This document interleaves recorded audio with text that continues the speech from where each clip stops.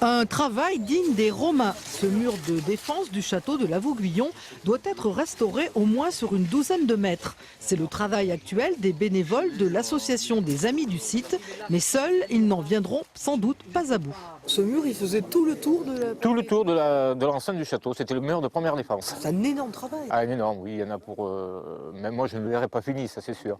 Je venais en vacances ici dans la région et je me rappelle... on peut dire les instructions de mes grands-parents étaient de dire c'est plein d'oubliettes, il faut surtout pas y aller, et voilà. Et c'était la première chose que vous faisiez? Évidemment. Tous les habitants de Maisonnay-sur-Tardoire connaissent ce site, même si au fil des années, il avait disparu sous la végétation. Récemment, quelques amoureux des vieilles pierres ont décidé de sauver ces ruines et ce pan de l'histoire de France. Tout est parti, pour nous, à notre connaissance, d'une maison forte dans l'angle nord-est, la famille des Malessac, qui venait de Poitou, mais nous n'avons pas d'informations sur leur passé.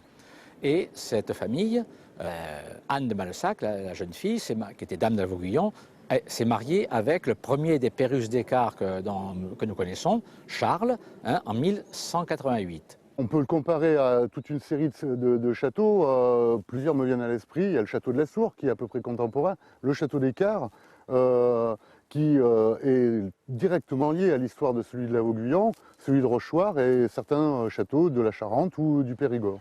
La vocation de ce château était de faire de l'ombre à la famille de Rochechouart. En 1719, il fut vendu et eut dès lors plusieurs propriétaires. Ce fut le début du déclin accéléré par la Révolution française. En 1793, après la Révolution, les députés de Corrèze de Haute-Vienne ont décrété que toutes les maisons fortes, tous les châteaux comme ça devaient être démantelés. Il fallait détruire le symbole, vraisemblablement, et la population, au voisinage de ces châteaux, était autorisée à venir prendre tous les matériaux dont ils avaient besoin pour refaire leurs bâtiments ou arranger leurs maisons. Récemment, un descendant des La Vauguyon a accepté de faire don du château à l'association des Amis du site et à ses bénévoles, comme Alice, qui a retroussé ses manches. On ne voyait rien, il était recouvert par la végétation. Et l'effet d'avoir dégagé toutes ces branches, depuis la route, quand on passe, on le voit, on l'aperçoit. Et les idées de fusées, comme la reconstitution du chemin de randonnée qui entoure le château, ou l'organisation d'un son et lumière, ce ne sont pas les rêves qui manquent. Parmi la hiérarchie des urgences que présente un site de ce type-là, c'est paradoxalement dans l'interdire l'accès, puisqu'il pose un énorme problème de sécurité. Et donc il ne faut pas encourager les gens à le visiter, mais au contraire essayer de trouver des moyens pour pouvoir le faire apprécier. Et c'est ce qui est en train d'être étudié actuellement. Nous serons maîtres d'ouvrage. Bon, l'association gardera à sa charge les activités d'animation, le chantier de jeunes sur le premier mur de défense.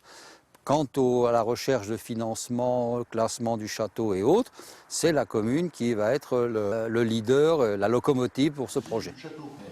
Les 450 habitants de Maisonnay-sur-Tardoire espèrent vivement une inscription du site aux monuments historiques.